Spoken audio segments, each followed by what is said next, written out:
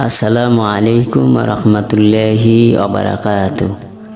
সম্মানিত দর্শক শ্রোতা, দিনদার ইমানদার ভাই এবং বোনেরা, আজকে আমরা জানব একজন মুমিন অথবা একজন মুমিনাতের দৈনন্দিন জীবনকে কিভাবে আমরা গঠন করতে পারব আমল দ্বারা এবং আল্লাহ রসুলের আদর্শ এবং আল্লাহ রব্বুল আলামিনের হুকুম দিয়ে কিভাবে নিজের জীবনকে প্রতিদিনের মতোই পরিচালনা করে এবং ইসলামের রঙে রঙিন করে চলতে। কথা না বাড়িয়ে ভিডিওর আলোচনার দিকে অগ্রসর হচ্ছি। আলোচনা শুরুর আগে ছোট্ট একটি রিকোয়েস্ট, আমার চ্যানেলটি যদি নতুন হয়ে থাকেন চ্যানেলটি সাবস্ক্রাইব করে পাশে থাকা বেল আইকনটি ক্লিক করে রাখুন পরবর্তী ভিডিওর নোটিফিকেশন পাওয়ার জন্যে। আর দর্শক শ্রোতা, আপনারা আমার ভিডিও দেখেন কিন্তু সাবস্ক্রাইব করেন না, অথবা যদি ভালো লাগে তো একটু লাইকও দেন না। তো আপনাদের কাছে একটাই রিকোয়েস্ট, যদি সাবস্ক্রাইব করেন তাহলে দিনের এই মহৎ আলোচনাগুলো মানুষের কাছে পৌঁছে দিতে পারবো আপনাদের শেয়ারের মাধ্যমে। তাহলে আমাদের পুরো মুসলমান উম্মাহের একটি উপকারের কাজে লাগবে ইনশাআল্লাহ। কথা না বাড়িয়ে ভিডিওর আলোচনার দিকে অগ্রসর হচ্ছি।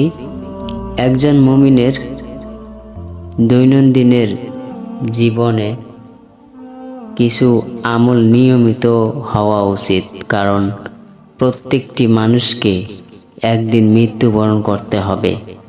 মৃত্যু থেকে পালানোর কোনো উপায় নেই।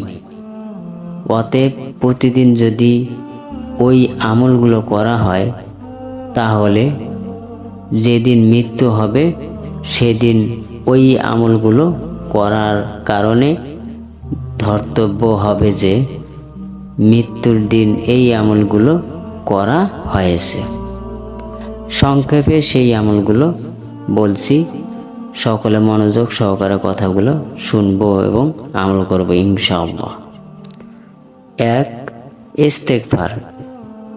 সম্মানিত দর্শক, 6টি আমলের কথা আমি বলবো, একটি একটি করে মনোযোগ সহকারে কথাগুলো শুনবো। আমরা প্রতিদিন যেভাবে কাপড় ময়লা হলে পরিষ্কার করি, দেহের পরিচ্ছন্নতার জন্য গোসল করি, তদ্রূপ আমাদের আত্মার পরিচ্ছন্নতার জন্য দরকার প্রতিদিন ইস্তেগফার করা। সকাল বিকাল ইস্তেগফারের মাধ্যমে আমরা সারা দিনের ভুলগুলোর প্রায়শ্চিত্ত করতে পারবো।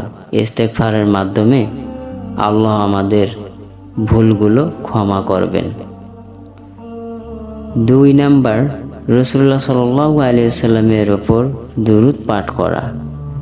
রাসূলুল্লাহ সাল্লাল্লাহু আলাইহি ওয়াসাল্লামের ওপর দুরূদ পাঠের মাধ্যমে আল্লাহর রহমত আমাদের উপর বর্ষিত হবে। এজন্য সকল সন্ধ্যা প্রতিদিন রাসূলুল্লাহ সাল্লাল্লাহু আলাইহি ওয়াসাল্লামের ওপর দরুদ পাঠ করা উচিত। 3 নাম্বার আমলটি মাসনুন দোয়া পাঠ করা। প্রতিটি কাজের আগে যে নির্ধারিত দোয়া আছে তা পাঠ করা। ঘুম থেকে উঠে আল্লাহর শুকরিয়া আদায় করা উচিত, কেননা অনেক মানুষ এই ঘুমের মধ্যেই শেষ নিঃশ্বাস ত্যাগ করেন। মাসনুন দোয়ার মাধ্যমে সর্ব অবস্থায় মনের মধ্যে আল্লাহর স্মরণ করা হয়। 4 নম্বর আমলটি কোরআন তেলাওয়াত করা। প্রতিদিন যতটুকু সম্ভব পবিত্র কোরআনুল কারীম থেকে তেলাওয়াত করা উচিত। এতে আল্লাহ তাআলার নৈকট্য লাভ করা সম্ভব হয়। 5 নম্বর আমলটি জিকির করা। যত বেশি সম্ভব জিকির করা উচিত।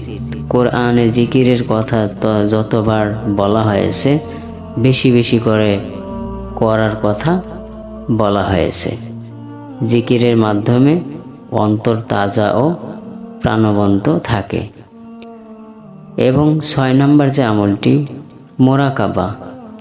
প্রতিদিন অন্তত 10 থেকে 15 মিনিট ধ্যান করা। চোখ বন্ধ করে নিজের মনে এই অনুভব করা যে আমি সব অপকর্ম থেকে নিজেকে দূরে করে রাখছি, সব নেতিবাচকতা নিজের থেকে দূরে করে ইতিবাচকতা আনার চেষ্টা করেছি। নিজেকে এমন অনুভব করানো যে আমি আমার প্রভুর সাথে সম্পৃক্ত ও তার সম্মুখে রয়েছি। সম্মানিত দর্শক শ্রোতা, কথাগুলো একটিও আমার বানানো না, সমস্তটাই হাদিস থেকে নেওয়া। তো আমরা যারা দিনদার মুসলমান ভাই এবং বোন সকলেই কম বেশি হাদিসের ব্যাপারে জানি। হয়তো অনেকেই সময়ক্রমে পড়তে পারি না বা অনেক আমল আমাদের কাছ থেকে ছুটে যায়। চেষ্টা করব ইনশাআল্লাহ যে আমলগুলো করতে পারি, কারণ কাজ শুরুর আগে বিসমিল্লাহির রহমানির রহিম বলা, কাজ শেষে আলহামদুলিল্লাহ, এরকম ছোটোখাটো ক্ষুদ্র যে আমলগুলো আছে সেই আমলগুলো আমরা আমাদের নিজের জীবনের মধ্যে জড়িয়ে আমরা নিজের জীবনকে আমলিয়াতের জীবন গড়ে তুলতে পারবো। কথাগুলো ভালো লাগলে ভিডিওটিতে একটি লাইক করে দিবেন। চ্যানেলটিতে নতুন হয়ে থাকলে চ্যানেলটি সাবস্ক্রাইব করে আমার সাথেই থাকবেন।